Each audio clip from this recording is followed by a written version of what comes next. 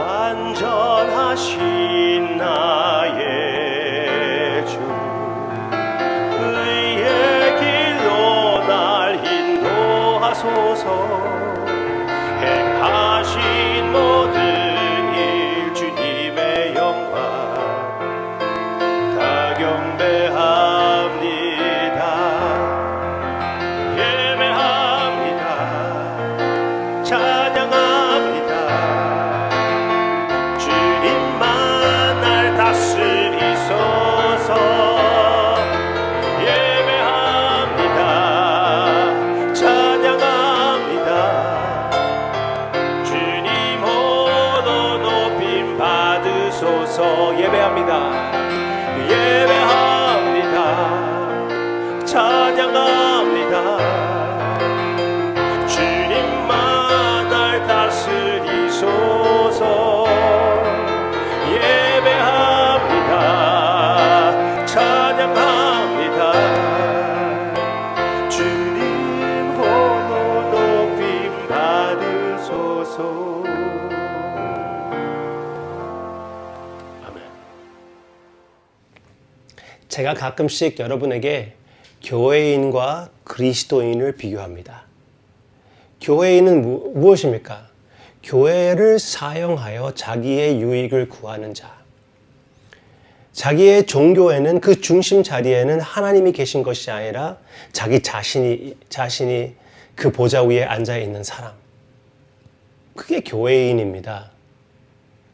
하나님을 바라볼 때 어떤 마켓 가는 것처럼 내가 필요한 것만 달라고 하고 그냥 일어나는 자. 예배를 드리는 것, 주님을 사랑하는 것, 하늘나라를 바라보는 것 별로 관심이 없어요. 그게 교회인이라고 저는 얘기하고, 그리스도인은 누구입니까? 주님께 삶을 헌신하고 예수님의 아름다움을 바라보고 예수님을 사모하고 그 사모함을 삶으로 표현하고자 하는 자. 부족해도 계속 주님 앞에 다시 재헌신하며 주님 앞에 매일마다 한 걸음 한 걸음 더 가까이 나아가는 자. 그 기본적인 헌신이 있는 자는 그리스도인이라고 말씀드립니다. 그 두 가지를 구별합니다. 그리고 성경 말씀의 근거로 이렇게 선포를 합니다. 한 부자 청년이 주님께 와가지고, 이 사람은 주님을 따르고자 하는 사람인데 다 주님께서 말씀하십니다. 다 팔아버리고 가난한 자들에게 주고 나를 따르라고 했을 때 그 사람은 떠났습니다. 그리고 예수님이 그 사람을 사랑하면서도 불구하고, 마가복음에 나오고 있습니다. 사랑하면서도 불구하고 떠나게 놔두었습니다. 저는 설교할 때 그렇게 설교합니다. 제가 너무 강하게 구별하여 사람들이 그 헌신의 복음을 불쾌하게 여겨서 떠나는 사람은 놔둘 수밖에 없어요. 그게 복음의 갈등이라고 말씀드릴 수밖에 없습니다. 그러면은 저한테 물어볼 수가 있죠. 목사님이 얘기하는 교회인은 그러면은 결국 버림을 받습니까? 지옥을 갑니까? 저한테 물어볼 수가 있어요. 제가 어떻게 대답할 것 같습니까? 조금 놀랄 수도 있습니다. 꼭 지옥에 간다고 얘기하지 않습니다. 왜 그러냐면은 우리가 지금 일기표를 따라 보는 창세기 19장에서는 아브라함의 조카 롯의 모습이 나오고 있는데요. 롯이 이제 아브라함을 버리고 자기 눈에 살기 좋은 데를 선택하여 그쪽으로 갔고, 결국은 소돔과 고모라, 소돔에 가가지고 살게 되는 그런 모습, 완전 세상과 타협하는 모습, 교회인의 모습이 되었습니다. 심지어 결국은 자기의 딸들을 통하여 자녀를 갖게 되는 끔찍한 죄악을 범하는 롯입니다. 구약에서 나오는 교회인이 있었으면은 아브라함을 따라서 그래도 나온 사람이잖아요. 아브라함이 섬기는 그 하나님을 어느 정도 체험한 사람이잖아요. 그러면서도 불구하고 끝까지 이 세상에 관심을 갖고 이 세상의 삶의 목표를 두는 그 교회인의 모습. 그래서 아브라함과 달리 롯은 선택받지 않은 자, 세상과 완전히 타협한 자, 타락한 자라고 얘기할 수가 있지만 성경에서는 그렇게 얘기하지 않는다는 것입니다. 창세기 19장 여기에서는 하나님의 천사들이 롯을 구해내는 모습이 나오고 있습니다. 이 천사들을 사람들이라고 얘기했습니다. 그렇게 표현하는데요. 17절, 19장 17절. 그 사람들이 그들을 밖으로 이끌어낸 후에 이르되 도망하여 생명을 보존하라. 돌아보거나 들에 머물지 말고 산으로 도망하여 멸망함을 면하라. 롯을 구해내는 이 모습을 보고 사도 베드로는 베드로후서 2장 7절에서 이렇게 얘기를 합니다. 2장 7절. 무법한 자들의 음란한 행실로 말미암아 고통당하는, 보세요, 의로운 롯.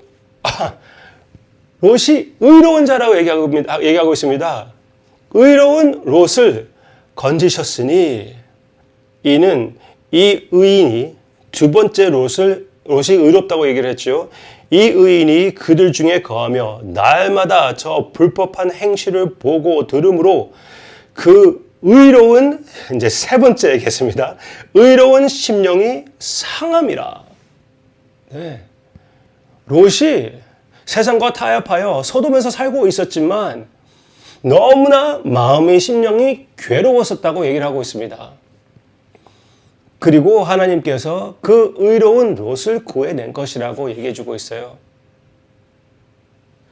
소돔에서 의인 10명만 찾으면은 그것을 멸망시키지 않는다고 했는데 멸명을 찾지 못했지만 한 명은 찾았다는 것이에요.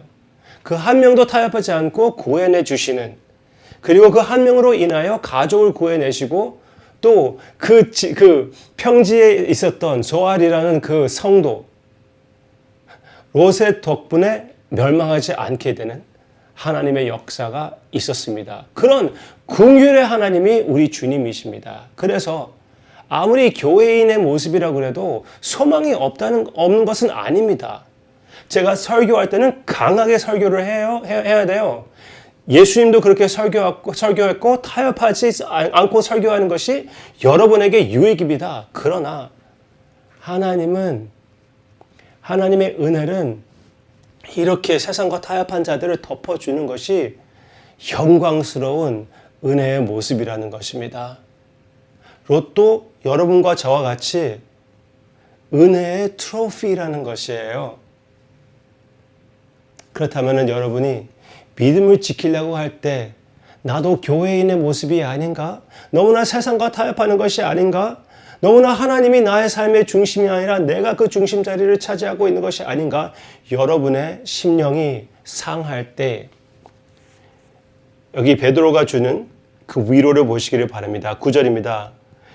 그렇다면은 주께서 경건한 자는 시험에서 건지실 줄 아시고 불의한 자는 형벌 아래에 두어 심판 날까지 지키시며. 아멘. 공의로우신 하나님, 그리고 긍휼의 하나님께서 우리를 지켜주신다고 약속해 주셨습니다. 그 약속을 믿고 아무리 세상과 타협했다고 해도, 세상 중심으로 살고 하늘 나라를 보지 못하고 살았다고 해도 오늘 회개하시고 더욱 여러분의 기본 헌신을 따라 주님 중심으로 오늘 다시 일어나는 하나님의 역사 은혜가 함께 하시기를 주님의 이름으로 축원합니다. 저는 교회인, 그리스도인 얘기하지만 우리 교회의 교회인들을 위하여 많이 기도합니다. 더욱 확고한 믿음이 서게 되게 해달라고. 그리고 평생 동안 이렇게 롯과 같이 타협하는 모습이 있다고 해도 결국은 주님께서 긍휼을 주님답게 우리가 이해할 수 없는 은혜를 베풀어 달라고 간절히 기도하고는 있습니다. 그러고 그렇게 해 주실 것을 믿습니다. 여러분의 삶에 지금 교회 다니지 않는 형제, 자매, 친구분들이 있다고 해도 절대로 그들 대하여 give up, 포기하지 마시고 간절히 주님 앞에 그들 위하여 눈물로 기도하며 그 눈물 가운데 그 눈물을 보시고 계시는 주님과 교제하는 하나님의 역사가 성령님의 임재가 있기를 주님의 이름으로 축원합니다. 기도하겠습니다. 우리의 생명과 사랑이 되어주시고 우리와 같은 쇳덩어리를 덮어주시는 주님께서 우리가 사랑하는 사람들, 세상과 타협하는 자기는 교회를 열심히 다닌다고 하고 아니 과거에는 다녔지만 지금은 안 다니고 있다고 해도 불쌍히 여겨주시기를 간절히 기도하고 원하며 더욱 완전한 헌신을 삶의 제대로 된 우선순위를 알게 되는 그들이 되기를 원하오며 또 혹 아직 주님을 모르는 자 아니 예수님을 알았지만 완전히 지금 외면하는 자들 주님께서 불쌍히 여겨주시옵고 주님께서 다시 불러주시기를 원하오며 은혜로 덮어주시기를 간절히 기도하고 원합니다. 감사드리며 예수님의 이름으로 기도합니다. 아멘.